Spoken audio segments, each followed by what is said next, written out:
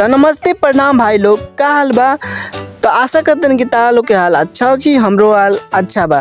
तो आज अपना खाट खटिया के करे वाला बने टाइट। बिना कोनो देरी के खटिया के हम बथानी में लेके आ गई हो और खटिया के सारा रस्सी के लगनी है उभारे। तो उभरला के बाद हम अपना दोस्त के बुला लेनी हो, कैसे कि खटिया के टाइट करे खातिर 2 आमदी के जरूरत बा।